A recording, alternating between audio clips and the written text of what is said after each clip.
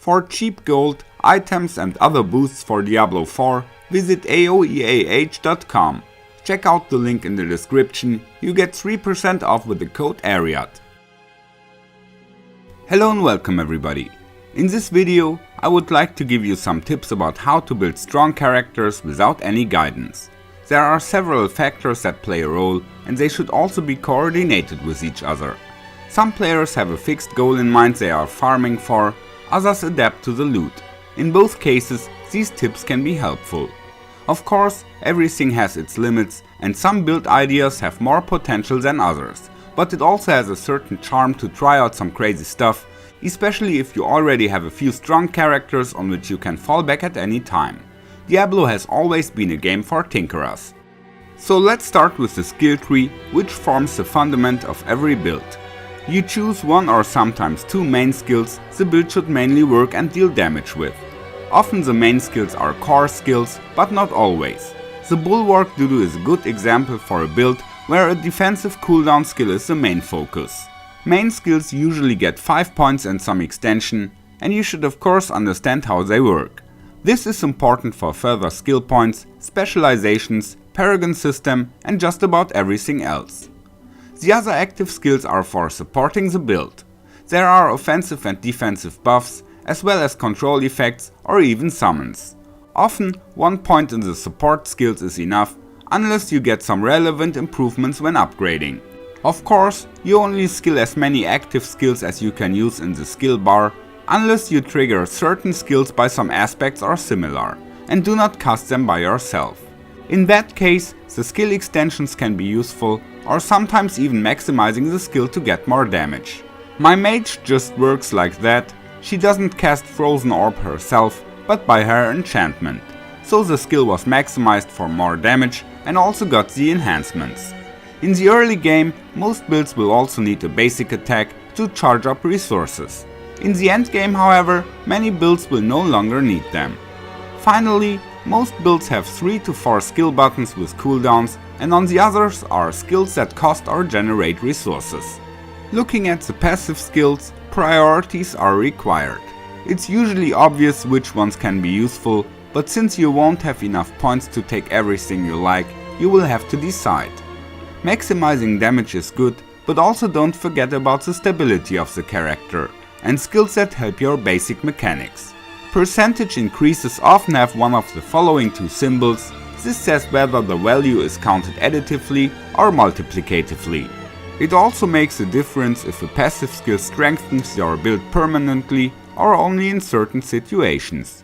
You have to be aware under which conditions your passive skills work and how often these are given. Such an estimation will have to be made in other points as well. The good thing here is that you can exchange skill points at any time. With affixes on items, it's not that easy. Briefly about the specializations, how exactly they look like is different for each class, but here you should definitely take something to support the basic mechanics of your build. So you really want to focus on your strengths here, and not compensate for the weaknesses or work out minor details.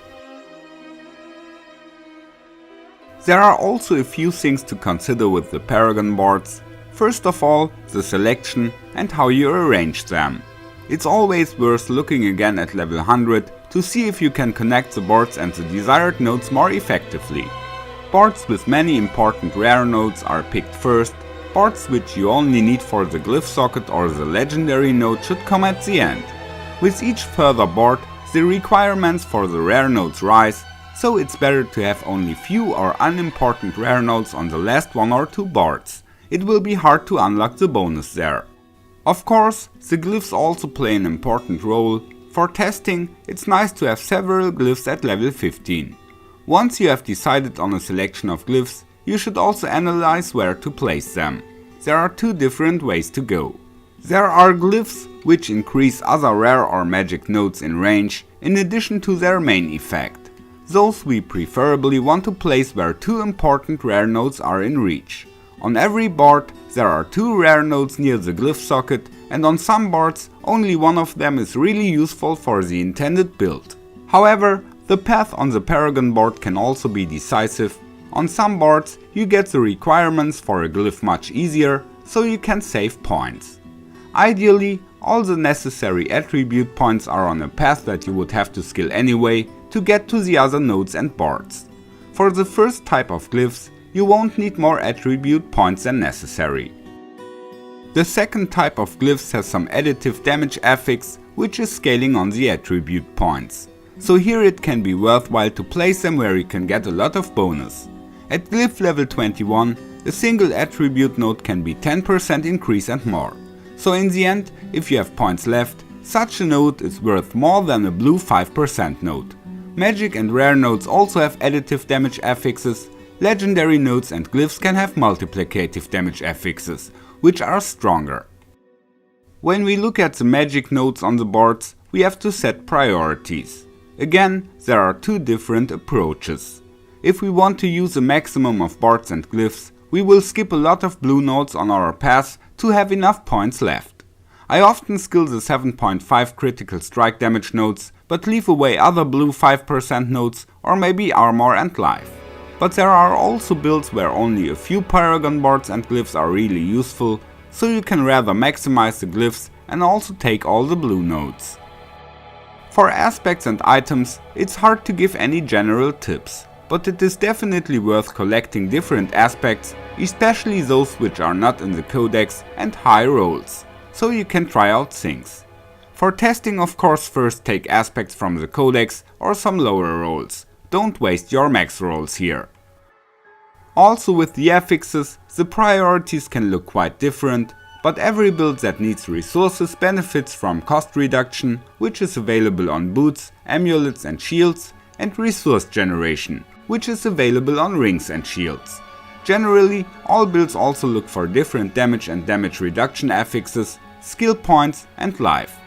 Cooldown reduction and running speed are also very popular. We'll now look at a very special example of how different factors can form the basic mechanics of a build and how the demands on equipment can differ from the mainstream. Here's the Bulwark Dudu. He has two basic attacks in the skill tree, but only 1 point each. He uses Claw, Storm Strike is triggered by an aspect. He also doesn't have a core skill, so he doesn't use any resources.